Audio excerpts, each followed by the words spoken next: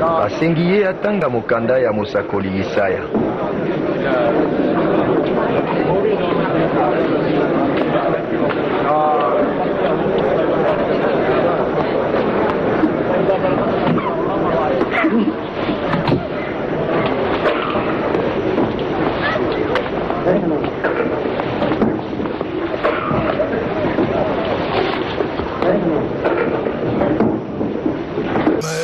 Amen. Amen. Amen. Queremos ouvir amém lá de fora. Só lá fora, fora. Amém. Deus é bom. Em toda hora. Salva de palma para este Deus.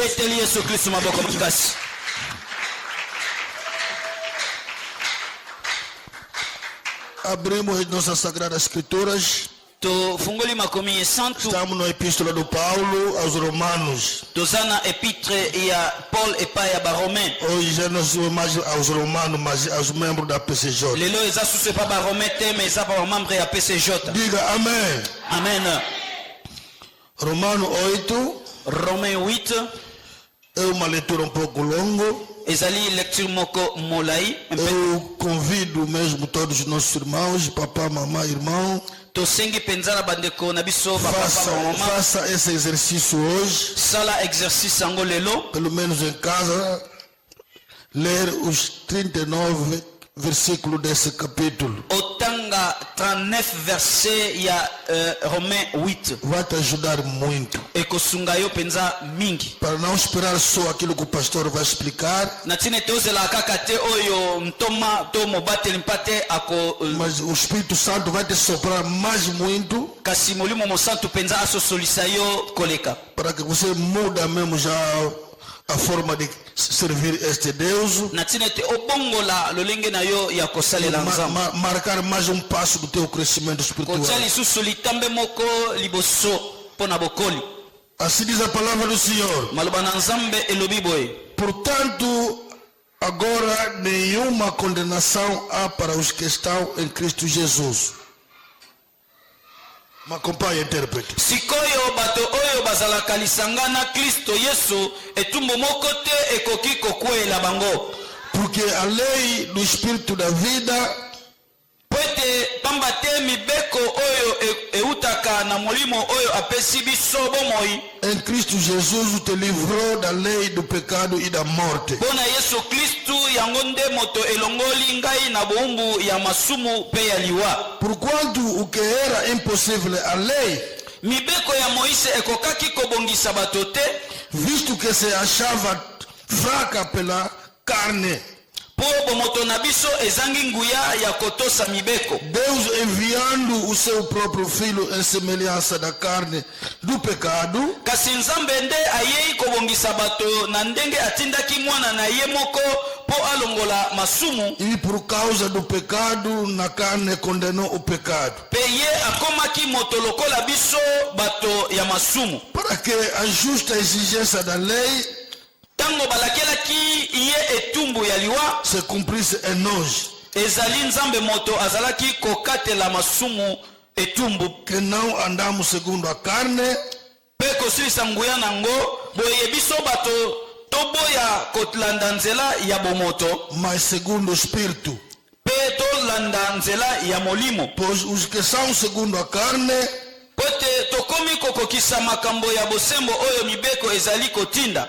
inclinam-se para as coisas da carne, Bae oyo balandaka nzela ya bomoto bakanisaka makambo oyo bomoto elingaka. mas os que são segundo o Espírito Kasi ba oyo balandaka nzela ya molimo ya Nzambe para as coisas do Espírito. bakanisaka makambo oyo ya molimo elingaka. Porque a inclinação da carne é morte, Makambo ya bomoto ememelaka bato liwa, mas a inclinação do Espírito é vida e paz. kasi molimo ya Nzambe amemelaka bato bomoi pe boboto. Porquanto a inclinação da carne é inimizade contra Deus, Bato oyo balandaka bobele makanisi ya bomoto bazali banguna ya Nzambe. pois não é sujeita à lei de Deus, nem em verdade o pode ser. Batosaka mibeko na yete kutu bakoki pe kotosa yango te. E os que estão na carne Bato oyo balandaka nzela ya bomoto não pode agradar a Deus. bakoki kosepelisa nzambe te. Vós, porém, nzoka bino não estás na carne, bolandaka nzela ya bomoto te, mas no Espírito. kasi ya molimo. C'est que o Espírito de Deus habita em vós, pamba te molimo ya nzambe asi akotela bino na mitema. mas se alguém não tem esse Espírito de Cristo, moto oyo azangi molimo ya Kristo, esse tal não é dele. azali moto na ye te. Vamos no 28. tokosote toke na 28. E sabemos que todas as coisas concorrem para o bem daqueles que amam a Deus. toyebi yango malamu ete kati na makambo nyonso nzambe asalaka mpo na bolamu ya bato oyo balingaka ye, Daqueles que são chamados segundo o seu propósito. baoyo ye moko azali kobenga ndenge akanaka bandakala. Porque os que dantes conheceu, po ete baoyo nzambe ye baoyo nzambe ayebaka bandakala, também os predestinou para ser conforme a imagem do seu filho, apona bango bakokana na mwana na ye, a fim de que ela seja o primogênito entre muitos irmãos. po ye akoma yaya ya liboso oyo azali na baleki ebele. E aos que predestinou, baoyo nzambe apona, e esses também chamou. abenga bango. E aos que chamou, baoyo ye abenga, a estes também justificou. akomisa bango bato na bosembo. E os que justificou, baoyo ye bakomi bato ya bosembo, a estes também glorificou. apesi bango lokumu na Que ye. diremos, bongo toloba lisusu nini pois, a estas coisas? na oyo etali makambo oyo? Se Deus é por nós, soki nzambe alingi biso, quem será contra nós? nani akoki kosala biso mabe?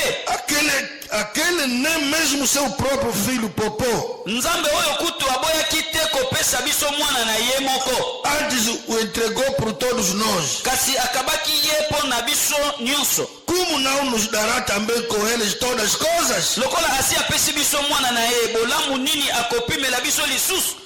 Quem tentará acusação contra os escolhidos de Deus? nani akofunda baoyo ya nzambe apona? E Deus que os justifica. ata moto moko te, mpo nzambe asi akomisa bango bosembo. Quem os condenará? nani akoki kokatela bango etumbu? Cristo Jesus é quem morreu, ata moto moko te, mpo Kristo Yesu asi akufa mpe asekwa. ou antes que ressurgiu dentre os mortos, asekwa, o qual está à direita de Deus azali na esika ya lokumu epai ya nzambe, e também intercede por nós. mpe abondelaka ye mpo na biso. Quem nos separará do amor de Cristo? eloko nini ekoki kokabola biso na bolingo na Kristo? A tribulação, ata eloko moko te, a tribulação, ezala pasi to mawa, a angústia, monyokoli to a perseguição, nzala kokelela, ou a fome, a nudez, ou o perigo, ou a espada. likama mpe liwa.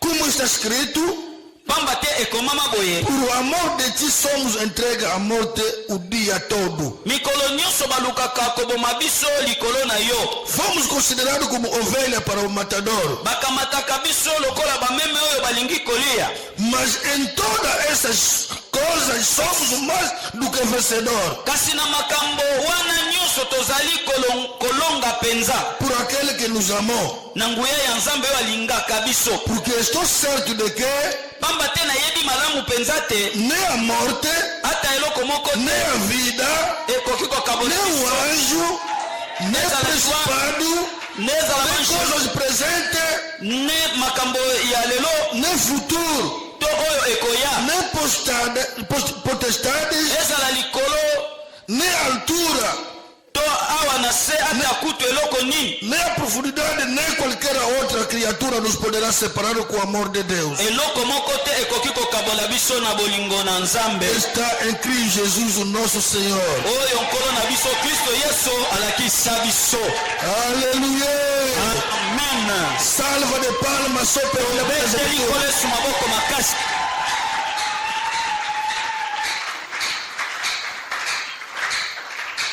Amém. Amen. Bate o peito. beta tolo.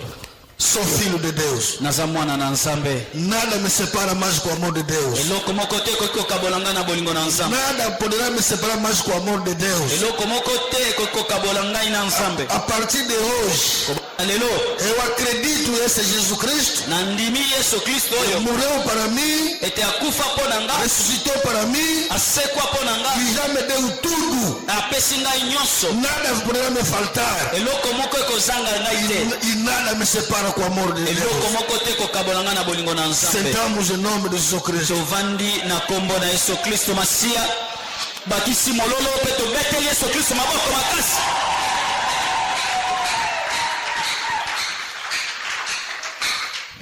Amém. Amen. Que o nosso Deus, o nosso Pai Criador seja louvado. Tikete nzambe tata na biso mokeli na lola pe na se akumama. Esse que permitiu mais sustentar o seu fôlego de vida dentro de nós. Oyo apesi su ndingisa ete pema na bomo yezu wa malisusu kati na biso. Amém. Amen. Também que Deus nos abençoe muito Tikete nzambe pe apambola susu pela koleka. preocupação que colocar estarmos juntos mesmo nesse local. Po ete omitungisi kozwa susu na we esika. Esse hábito Bomeseno oyo é que Deus quer para todos os dias para yango ti. te nzambe alingi mpo na baye oyo ya ye. Por isso que eu aproveito saudar a igreja com toda a paz do Senhor. Em yango nome de profite Jesus. lisusu kopesa lingomba mote na kombo na Yesu Kristo Masia. Amém. Amen.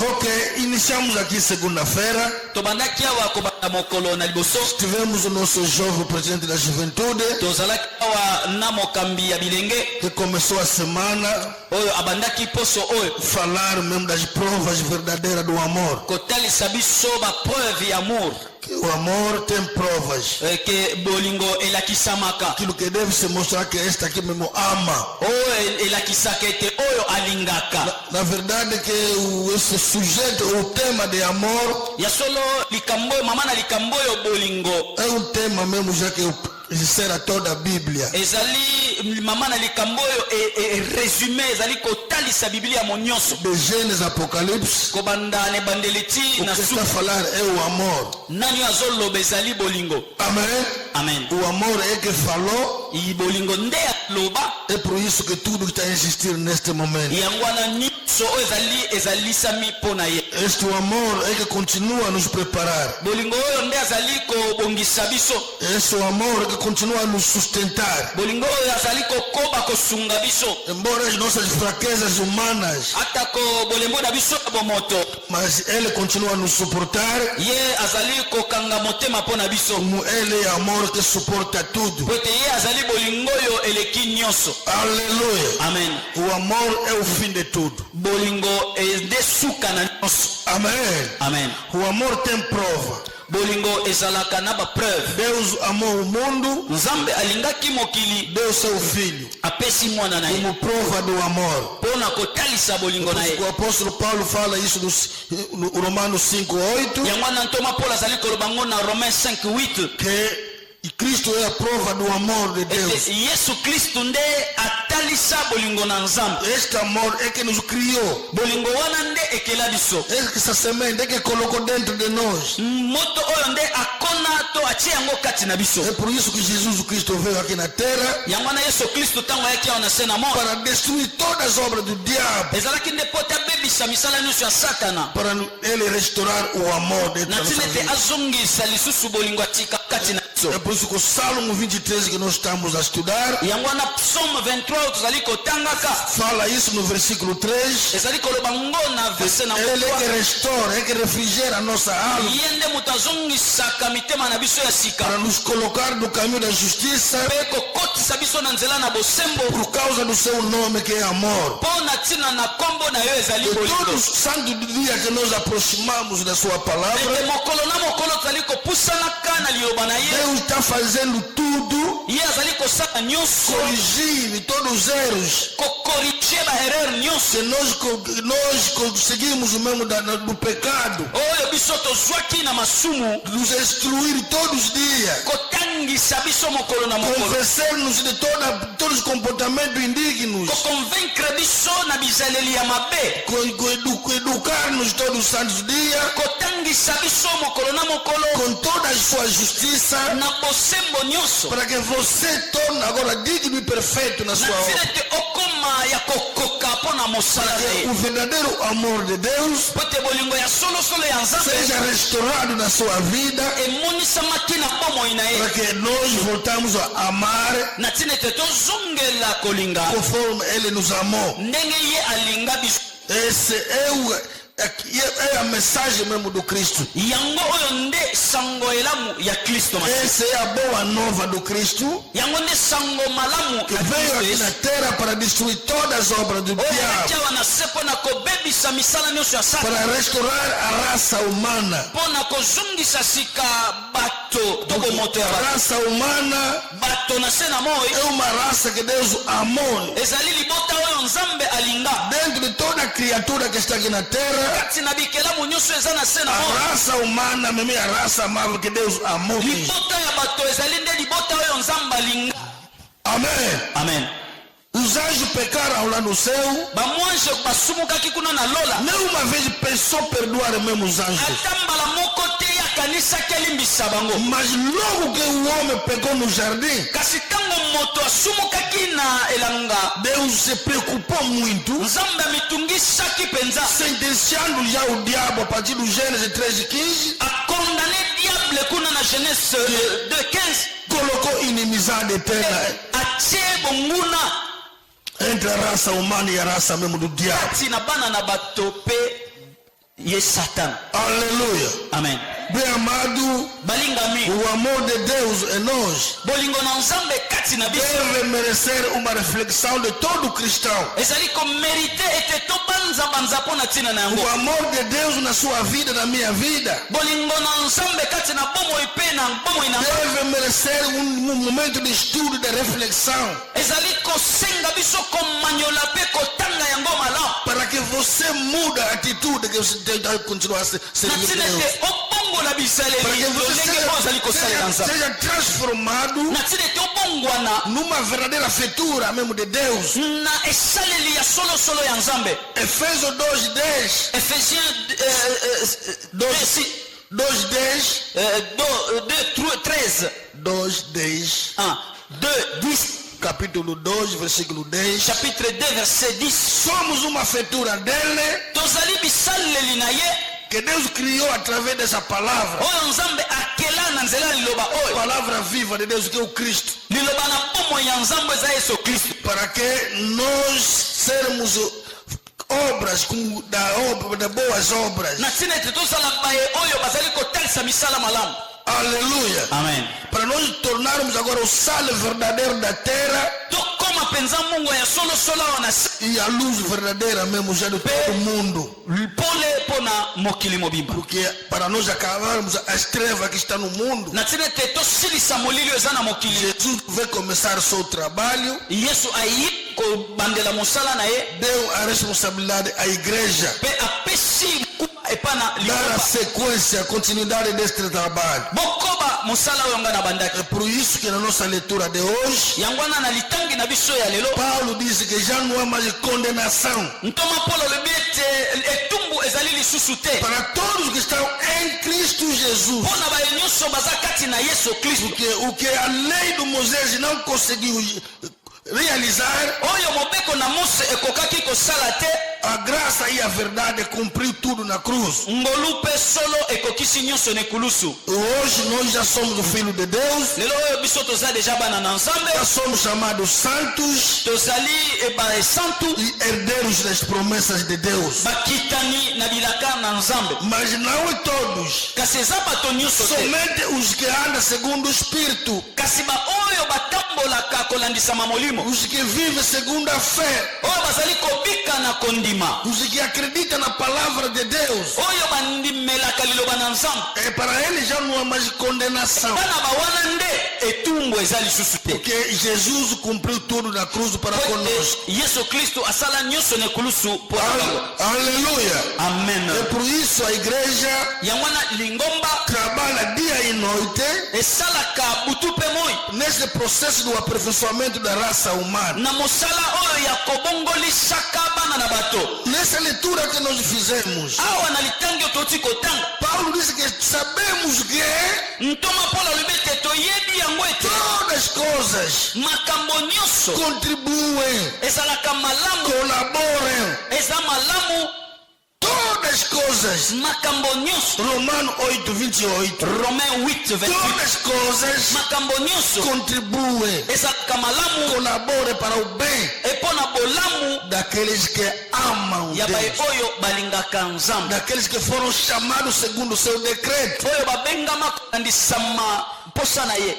Quando vimos esse conteúdo de todas as coisas, ntango totali likambo oyo ete makambo nyonso é dentro dessas coisas que nós lemos aqui: ezali kati na makambo oyo nyonso touti kotanga: fome, nudez, nzala, perseguições, bolumu, kolandisama, todas as circunstâncias mikakatano que estão nyonso aqui colocado, oyo ekomami awa é que sempre tem separado o homem com seu Criador. nde ekabolaka moto na mokeli na ye. Aleluia. Amen.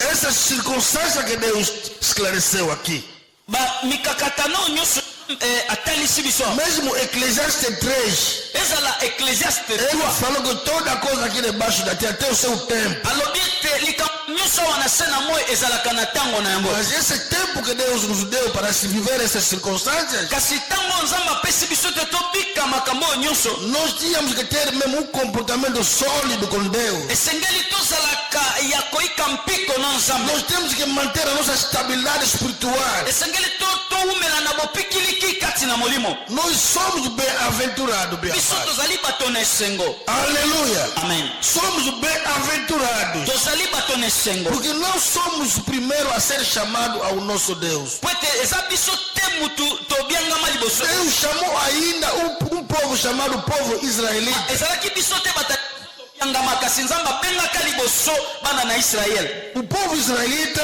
libota na Israele deve servir de lição para conosco. esengeli bazalaka ndakisa mpo na biso basusu. Êxodo 13, Na Exode 13 16 e 17. 16-17, Ao saída do povo israelita na kobima ya libota na bana na Israele para ir da terra prometida, po ete bakende na mboka na elaka, havia um caminho curto mesmo. ezalaki nzela moko mokuse. Porque quando essa família do Jacó sai da terra dele, po ete libota oyo ya Jakob ntango bautaki na mboka na bango na mabele na bango, não fizeram nem uma semana. basalaki kutu ata poso te. Só alguns 2, 3 dias chegaram na ezalaki terra do kaka Egito. mikolo mibale to misato bakomaki kisha na Egypte. Quando fugiram da fome que estava em ntango Canaã, bakimaka nzala ezalaka kuna na Kana, para ir na terra do Egito, kokende kuna na mboka na Egypte não fizeram uma semana. Não. basalaki une semaine te. Parece que 2 a 3 dias ezalaki entraram. kaka 2 ou 3 jours bakomi deja na Egypte. Aleluia. Amen.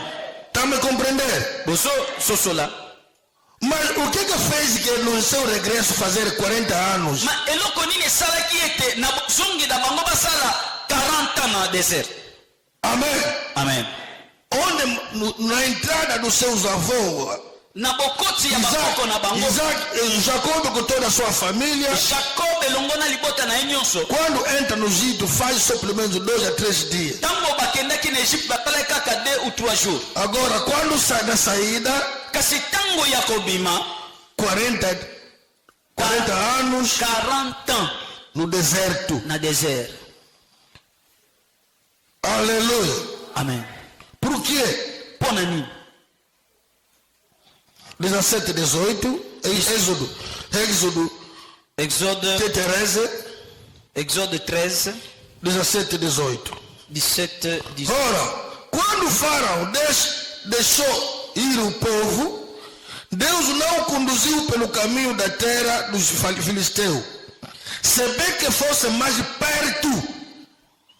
Porque Deus disse, para que porventura o povo não se arrependa, vendo a guerra e volte para o Egito. Mas Deus fez o povo rodear pelo caminho do deserto, perto do Mar Vermelho, e os filhos de Israel subiram armados da terra do Egito. Palavra da salvação. Amen. Natangi na lingala na kombo na Yesu. Amém. Tango tango mokonzi monene ya Egypte atikaki ba Israelite bakende, Nzambe aboyaki komema bango na nzela oyo eleka na mboka ya ba Filistin, atako yango ezali mokuse. Pamba te azalaki kobangete ba Israelite bakima bitumba oyo ekoya, babongola makanisi pe bazonga na Egypte. Yango wana amemi bango mosika na nzela ya esobe ya zelo na pembeni ya ebale ya motane. Ba Israelite babimaki na Egypte libota na molongo na yango. Maloba na Nzambe. Amen. Amen. Amen. Estamos a compreender? Tozo sosola makambo. Havia caminho perto, curto mesmo, Ezalaki na nzela moko ya mokuse penza, onde podia facilitar mesmo este povo. okokaki kopesa bango makoki 2 a 3 dias entra na terra do na Canaã. mokolo mibale misiteo basonga na mboka na Mas bango. Deus disse: Kasi Nzambe alobi este povo estava saindo desse povo, dessa terra, liboto ezali kobima na Egypte, habituaram muito aos hábitos e costumes dos egípcios. bamesanaki mingi na bomeseno ya baegypto. E assim que vão sair daqui, Ndenge bakobimawa provavelmente vão encontrar barreiras no caminho. bakokutana na mikakatano na nzela, E essas barreiras parece que não vão aguentar. na mikakatano oyo bakokoka te, Eles estão ainda fracos. baza nanu na bolembu. É preciso les levar num caminho longo Esengeli na mema bango na nzela molai para os preparar. mpo na ntina na kobongisa bango, Aprender a fazer a guerra, bayeba ndenge nini ya kobunda, vencer os seus inimigos, balonga banguna na bango até quando vão entrar na terra prometida. tikino bakozonga na mboka na elaka. Estão a entender? Tososoli Amém. amen. Isso é uma lição para nós. Yango ezali liteya monene mpo na biso. Paulo disse no 1 Coríntios 10, Paul alobi na 2 Corinthiens 2, 1 Coríntios 10, 1 Corinthiens 10, a partir do primeiro versículo até 11. banda na premier verset tina 11. Tudo isso que Deus permitiu acontecer naquele povo, Nyonso oyo Nzambe apesaki ndingisa esalamela libota oyo, se foi escrita nessas Bíblias que estamos a ler todos os dias, soki ekomama mokanda tozali kotanga mokolo na para mokolo, nos servir de lição, ezala lokola ndakisa nós que estamos no fim do século. na biso oyo totami na batango oyo ya suka. Estamos a compreender? Tososoli 40 anos 40 ans no deserto. na isobe, Além dos 430 anos que essa família a mesmo tem. part ya 430 quelques années bazalaki na Egypte, 40 anos no deserto. 40 ans na désert na Onde isobe. não havia mercado, Esika wapi zando não ezalaki havia te, hospitais, ezalaki na bopital não te, havia agências humanitárias, ezalaki na ba ONG te, não havia nada, nem doutor, ezalaki nem na nada. eloko moko te, docteur PT. No Deuteronômio 8, Na Deutéronome 8 diz que para os ensinar ezalaki mpona kotangisa bango que o homem não pode viver só do pão, ete moto akobikaka kaka na lipa mas te, viver através da palavra de kasi Deus. akobikaka na nzela na liloba. Aleluia. Amen. Bem amado, nós somos bem-aventurados. balingami biso toza bato na esengo, Temos várias lições que temos que aprender. ezali na mateya ebele oyo esengeli Se toyekolaka. a palavra de Deus encontrasse mesmo espaço nos vossos corações, soki maloba na Nzambe ekutaki esika na mitema na já biso, ninguém mais pode viver mais a murmurar. Já ninguém moko te akokaki kobikaka koyimayimaka, ninguém pode viver mais como cego, não. moto moko kobika lokola makufi miso, Porque cada vez mais que acontece, po ete ntango nyonso makambo esalamaka já tinha acontecido antes. yango esi esalama utakala. Quando aconteceu, quem deu a solução? Nani ntango makambo nani apesaki Qual é a solução que solution tiveram? solution nini oyo bapesaki bango. Aleluia. Amen. Não há nada de novo eza na eloko moko ya sika que você te, está a viver hoje ete oyo ozali kobika lelo que nunca aconteceu. oyo nano esalama te. Estamos a entender? tososola Eclesiastes 3, Ecclésiaste chapitre 3 versículo 14 a 15. verset 14 à 15 Você vai encontrar tudo isso. okokuta makambo oyo nyonso. Amém. Amen. Bem amado, balingami nós somos bem-aventurados. Estamos a repetir a mesma palavra. tozozongelaka koloba ete tozali bato na esengo, Porque o ministério da justiça e do espírito po ete libombami ya bosembo mpe ya molimo é o último ezali ministère yes Deus colocou para o seu povo oyo nzambe atie mpo na libota na a ye. relação ao ministério da morte, que é a lei de Moisés. Ministère ya liwa oyo ezali ya Moïse. Deus ocultou tudo mesmo já na lei. Nzambe abombaki nyonso na kati na mobeko. Mas a nós, Kasi epa na biso Deus nos revelou tudo. aye kotalisa ya biso ngo nyonso. Salva de palma para esta revelação. Tobetela nano Yesu Kristo Masiya mpo na emoniseli oyo. Paulo disse ao 1 Coríntios 2, Paul alobi na 1 Corinthiens 2 a partir do versículo 6 a 10, a partir ya verset 6 na nós 10. estamos a pregar uma sabedoria humana, não. Biso tozali koteya mayele ya bomoto te. Estamos a pregar um mistério Kasi tozali koteya libombami que Deus ocultou de gerações e gerações, oyo nzambe abombela bakoko na biso baleka. mas hoje, neste momento, revelado Kasi lelo oyo amonisi yango a todos os santos, epai na a basantu todos que o ama Deus. epai na bayo nyonso balingaka nzambe. Amém. Amen. Hoje, o mistério da cruz, Lelo oyo mosala na ekulusu para nós já não é mais loucura, não. ezali lisusu liboma te mpo na biso. Conforme os de fora pensam que é uma loucura.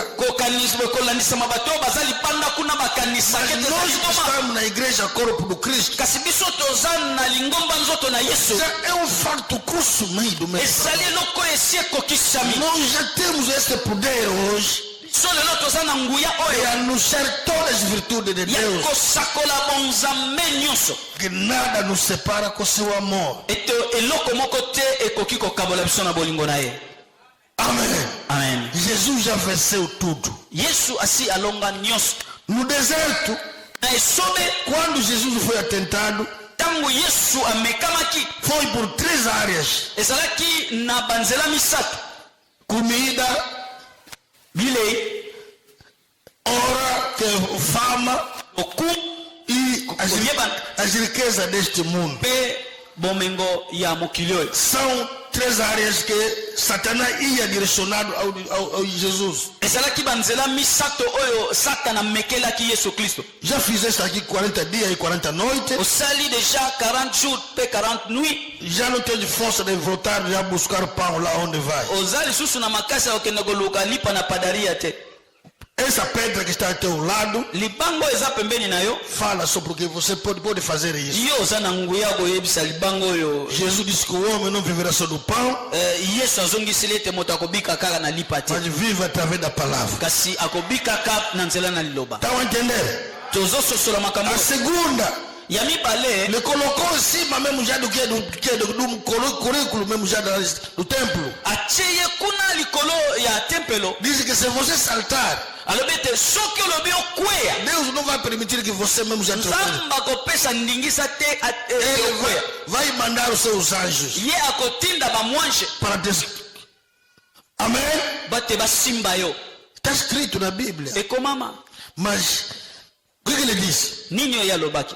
Não pode tentar mesmo já o Criador. yo okoki komeka mokeli na yo te. Amém. Amen. Terceiro, ya misato me adora, me obedece, me adora. Adora, kumamelanga kaka eu vou te dar tudo que está aqui. nga na na terra. opeso nyonso. Sem qualquer esforço. okosala ata makasi te, Sem qualquer esforço. okoningisa ata mosapi te. Amém? Amen. E nós também encontramos esse tipo de veneno aqui no mundo. na se na moi tozokokuta bapoison ya lolenge oyo, Essas ofertas. bakado empoisonné ya boye. Recebe só isso para você te tornar assim. yosala kaka boye koningisa ata mosapi te, nyonso epesameli yo. Amém. Amen.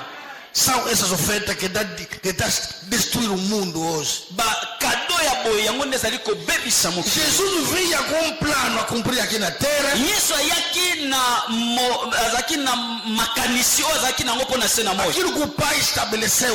oyo nzambe ayebaki na kotia Passar na morte da cruz kokufa na ekulusu para salvar a humanidade. mpo na kobikisa mokili, Não é por outras vias. kasi ezalaki na banzela mosusu te. Amém.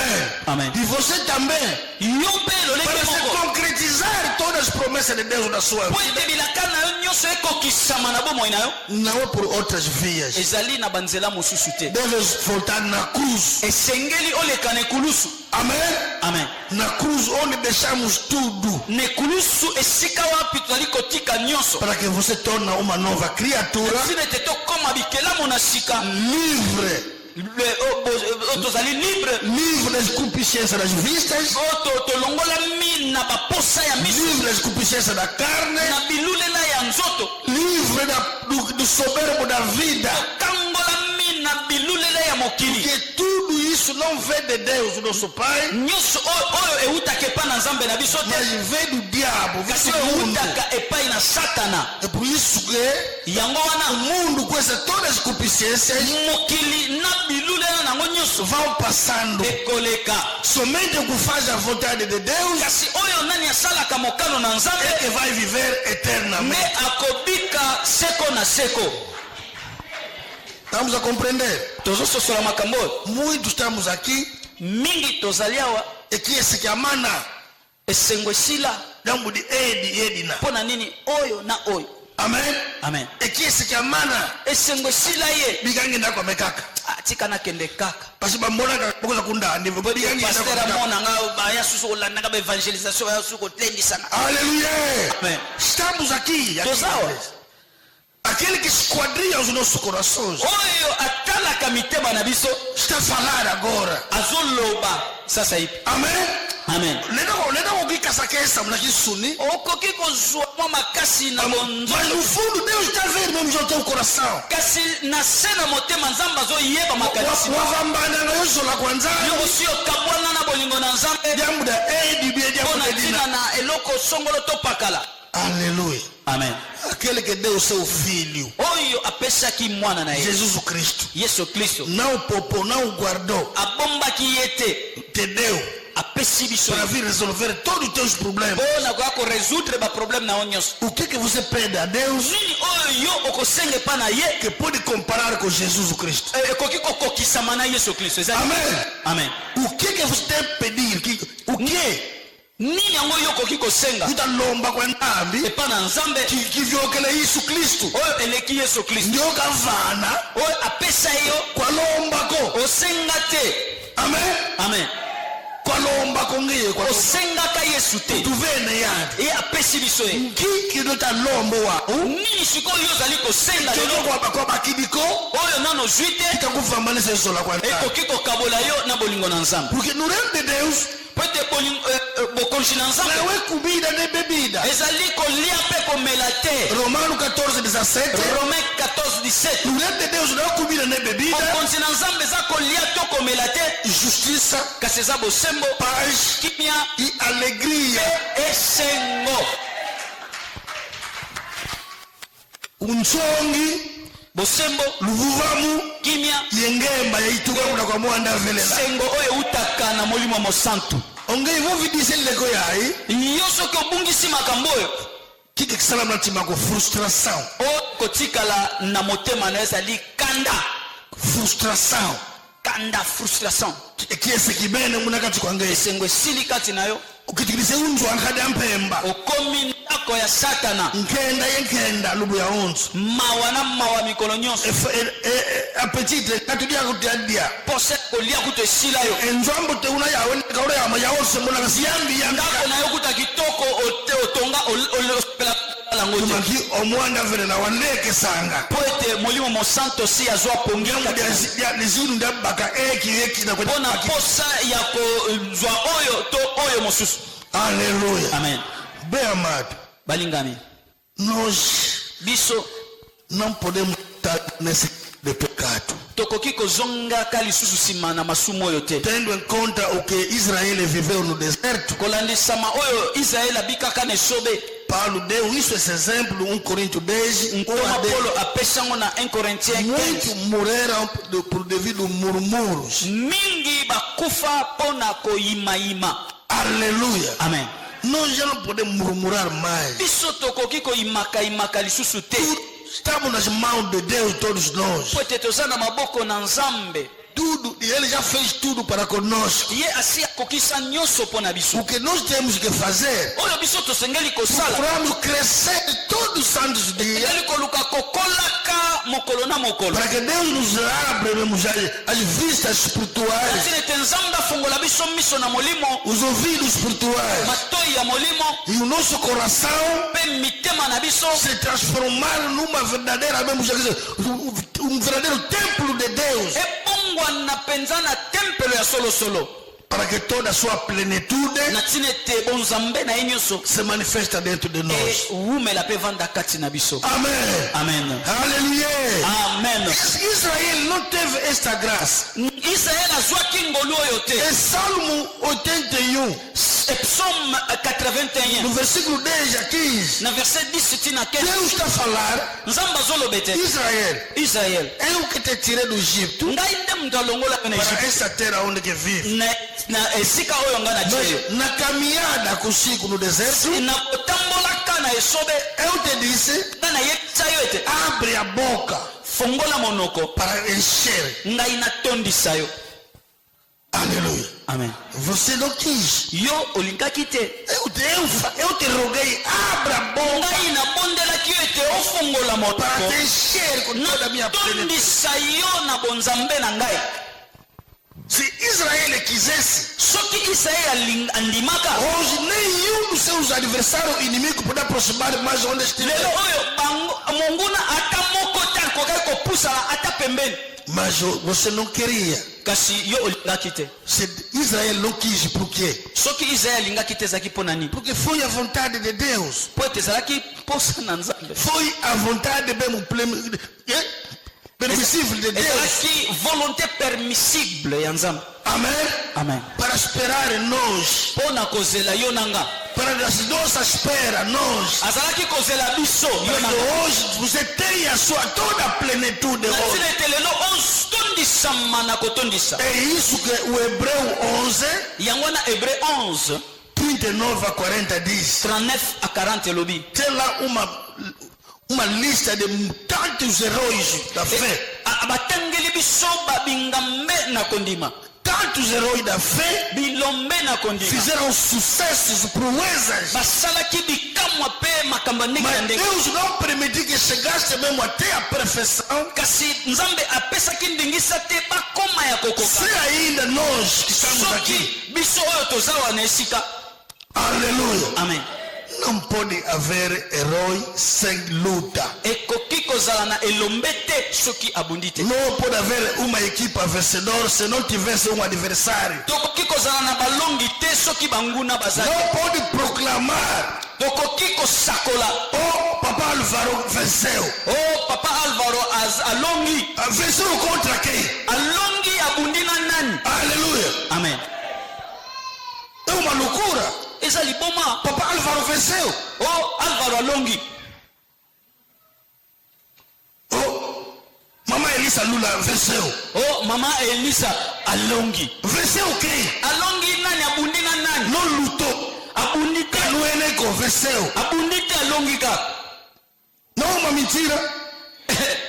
eza lokuta A pessoa deve lutar, deve lutar. esengeli obunda Quando vimos na televisão, quando as pessoas lutam, ndenge correm, tomonaka na batelevizio bazobunda bazobeta na makofi aleluia.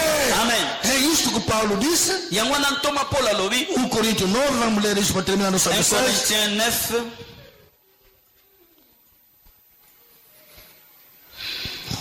1 Coríntios 9, 1 Corinthiens 9 24. 24 Não sabe. boyebi te Os que correm no estádio, bato oyo bamekanaka masano ya mbangu todos na verdade correm, bango nyonso bakimaka mbangu mas um só é que recebe o prêmio, kasi moko kaka moto alongaka de tal maneira que o alcance. bino mpe bokima ndenge wana E todos aqueles que lutam, mpe moto nyonso oyo asalaka masano exerce domínio próprio em todas as coisas. atosaka mibeko ebele Ora, eles o fazem para alcançar uma coroa incorruptível. nzoka lokumu oyo bango bawelaka eumelaka te. Nós, porém, uma incorruptível, nós. Kasi biso towelaka lokumu oyo ekoumela seko. Pois eu assim coro, yango wana nazali kokima mbangu, não como indeciso, não. kasi bikimela te. Assim combato, nazali kobeta makofi, não como batendo no ar. kasi bibetela te. Antes subjogo meu corpo, namonisaka nzoto na ngai pasi, o reduzo a submissão, mpe nakomisaka yango mowumbu, para que depois de pregar a outros, soki te nzambe akoboya eu mesmo vai venhar a ficar reprovado. soki te nzambe akoboya ngai moto nasakolaka na bato mosusu. Amém. Amen. Nós, como cristãos de hoje, biso lokola bakristo lelo não queremos competir, não queremos lutar, tolingi kobunda te, não queremos mesmo competir, não queremos. tolingi kopota mbango Só te, queremos que tudo venha mesmo a bola, venha só assim. tolingi ete nyonso uta likolo mpe kweya. Nzambi vanedi, pá, baki. nzambe pesa Nzambi vanedi, pá, baki. nzambe pesa papa. Deus não dá assim. nzambe apeselaka ndenge wana te. Aleluia. Amen. Njila nguvu ya kalakwani ya Israeli, njila nzela ya mokuse ezalaka nango, ubanete muna njila nda, kasi amemi bango nzela bolai, kabakubika, kabasikidisa, nasili ete kabavelesa. abongisa mpe apetola bango. Aleluia. Amen. Nós também, o nosso Deus, biso mpe nzambe naso não é surdo, não. aza akufa matoi Não te, tem mesmo braço ou mão mesmo cortada, não. aza na liboko baekatana te te, Mas kasi nós é que temos problemas. biso nde toza na problème. Que vou ver que vou ir no caqui. nabikaka Nós biso na ebino na nga biso nyonso. estamos a entender? Amen. As promessas de Deus estão a prolongar. soki bilaka na nzambe ezali koumela, Nós é que somos o mesmo culpado. biso nde tozali bacoupable. Israel prolongou as promessas porque não estava a compreender aquilo que Moisés estava a falar. israele aumelisaki bilaka po ete bazalaki kososola te. Amém? Amen. E nós somos diferentes com Israel hoje. biso toza kokesanela na israele Porque onde está o Espírito do Senhor, po ete esika molimo na nzambe eza, onde está toda a liberdade. esika wapi bosembo ezali. Estamos a compreender? Amen. 2 Coríntios 3, 16, 17. 2 Corinthiens 13, 17, 18. Quando se convertemos no Cristo, ntango tobongwani na yesu kristo, o véu sai. kitambala O véu saiu. kitambala O elongwe, Espírito de Deus entra em nós. molimo na nzambe ekoti kati na biso, Começamos a ver conforme Deus vê. tobandi komona ndenge nzambe amonaka, Começamos a trabalhar conforme Deus trabalha. tobandi kosala ndenge nzambe asala, Começamos a cumprir a perfeita vontade de Deus. tobandi kokokisa mokano na nzambe. Aleluia. Amen. É por isso, yango wana Efésios Ephésiens 6, 13 está aí. 6, 13 eza wana, De 11 a 13. kobanda na 11 na 13, Temos que estar armado esengeli tolatisama para que perante as circunstâncias na ntina ete liboso na mikakatano nós estamos firmes. tozala ya kotelema. Amém? Amen. Eu vi a minha filha BBT veio testemunhar. ngai namoni mwana na nga bebe te ayaki kotatola, Que Deus seja louvado. tika nzambe Só solo falou da Deus, a cura que Deus lhe deu em kaka Luanda. alobeli kaka mpo na ntina nalobi ko nzambe atie Mas kati na ye. perdeu o pai. kasi abongisaki mpe papa. Amém? Amen. Perdeu o pai. abongisi papa. Vamos lá nessa semana. tokendaki kuna na Mas de maneira que nós lhe encontramos, na lolenge oyo biso tokutaki ye, eu bati o peito que já temos um filho que está a crescer, que está crescendo. nabetaki tolo koloba ete toza na bana oyo basi bakola. Amém? Amen. Onde que podia descarregar 50 versículos terrestres esika tongaki tobanda kobimisaka 50 verset mpo na kolendisa ye, para ele nada. Ele até para agradecer epai a na ye Deus. kuta akumisi nzambe mpe apesi biso su makasi. Aleluia. Amen. Dizer que eu vou com alguém, eu vou com a mão, não? nayebi te soki ezalaki yo na nga, O mês vai funda, vai buscar fala, o mês vai funda. biso kovimba na kolela. Simunuoka wako, simunuoka wako. mama sika kolela Washala kwa volujude baola kakota ruenda kukwenda. zongisa lendisa eloko te. Aleluia. Amen. Si como não quer ficar, vai com ele agora. ntango soki olingi kolela te kende na ye na kunda. Amém. Amen. Quem que não sabe que vamos morrer nós todos? Quem? kama yebi teke biso nyonso tokokufa. Está reservado ao homem morrer uma só vez. ekomama ete moto akufa mbala moko Temos que sair na ignorância. esengeli tolongwa na kozanga koyeba. Amém. Amen. Pecar não Amuso kuna gia kaka ule kidango isubu ngatu. Kosuku mukaisaka katoko koyeba toko saki ndumba. Ule tezumba kaka isubu ngatu. Toko kende ko sala ikobo. Mbaji kwanu musenu wakilita lakini kudezu disi. Soki tango niso zaliko ndimate na o nzambe aloba. Paulo dit ça aux Thessaloniciens. Paul alobi pana ba Thessaloniciens. Non dire que vous continuez à ser ignorante. Tango niso zaliko zanga kako yeba. Para aqueles que dormem. Pona tina na oyo bato ba. Isole l'école akala bonso wanto balembele zaya. Alingite bosalaka lokola bato bazangi koyeba. Kumakia bobo beta lega beta foi. Pona tina na ba oyo bazaliko kufa pe kolala. Significa que a ignorância é pecado. Ela ki siete kozanga koyeba eza lisumu. Amen, hein? Você já sabe Yo oyo sio yebi. que hoje estamos aqui. Lelo oto soki Se sofa. ouvir que o pastor foi em casa morreu. Soki oyoki ete pastor azongi ndako akufi. Agradeça a Deus. Kumisa nzambe. Amém, né? Amen. Agradeça a Deus. Kumisa nzambe. Para mim, a morte é um ganho para mim. Na ngai libwa ezali bénéfice. Para mim, viver é Cristo, a morte é um ganho. Kobika kuta eza pasi pe mawakasi liwa eza bénéfice mpo na nga. Estão entendendo? Amen. Vamos crescendo. Tokola. É por isso, Yango wana o Hebreu 12 Hébreu 12 está aí, eza wana que diz-nos que elobi na biso ete temos uma nuvem de testemunho. tozali na etuluku na batémoin Estamos a controlar. baza kokontrole biso. Aqueles que estavam nos esperando, estavam a nos controlar. baoyo bazozelaka biso bazokontrole. Eles podiam chegar na meta, não chegaram devido a nós. bakokaki kokoma ti kuna na suka kasi bakomi te mpo na biso. Você está a trabalhar como é? yo ozosala ndenge nini, Está a crescer como é? ozokola ndenge nini, Como que está a cumprir a perfeita vontade de Deus? ndenge nini ozali kokokisa mokano na nzambe Para você ser controlado, comportado como herói. po ete lelo oyo ose comporte Para que amanhã ser contado como herói. O que ele está a fazer? po ete otwangama lokola molongi ozosala nini. Portanto, nós também por estarmos rodeados de toda a grande nuvem, biso oyo lokola awa tozingami na etuluku na batémoin deixamos todo o embaraço e o pecado que estão de perto nos rodeia. totika nyonso oyo ezali kozingazinga biso E corramos com a perseverança a carreira que nos será esta, que nos está exposto. toluka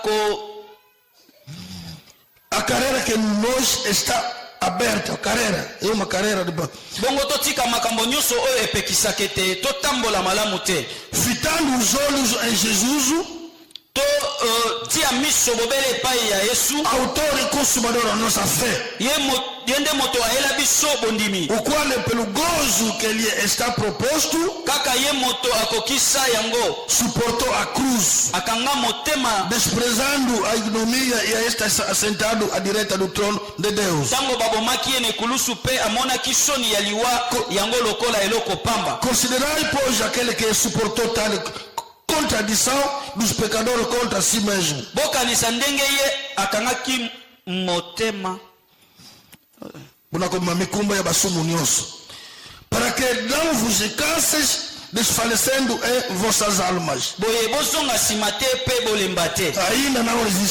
Ainda não resistes até o sangue, combatendo contra o pecado. Palavra da salvação. Amen. Ainda não resistimos, bem amado. nanu tobundi te. Vamos ter exemplo do Cristo. tozala na ndakisa na yesu kristo Nasceu conforme você nasceu. abotama lokola yo obotama, Cresceu nessa carne, akoli na nzoto oyo conforme também você cresceu. ndenge yo mpe okoli, Mas até que cumpriu a vontade de Deus, kasi tikino akokisaki ele mokano venceu. ye alongaki. É por isso que no João 16, yango wana na Jean 33, 33 diz que você terá aflições aqui na terra, alobi ete bino bokozala na mikakatano na se na moi, mas kasi ter bom ânimo, bomitungisa te porque eu já venci o mundo. po ete ngai nalonga mokili. Somos uma equipa vencedora. biso tozali balongi. Amém? Amen. Desde a chave de yo dar a oza solução. na fungola É só você crescer. eza kaka yo okola. Sabe, varamoko makoazinina. fungola eza na maboko na yo Zozoka vana kwa Petro. oyo apesa epa na pierre. Mateus 16, Matthieu 16 18, 19. 18 19 Sabe kavana kwa Petro kuna kwa nini vazinina fungola oyo apesaki epa na pierre zakanga yokutula unaza okanga mpe kofongola kozala nango você cresce. eza kaka question ya Tudo kokola. está nas suas mãos. nyonso eza na maboko na yo. Amém. Amen. Que Deus abençoe Erika Beto sua tika casa. nzambe apambola maloba na ye. Ainda que a terra seja pouquinho, ainda que o mundo se transforme,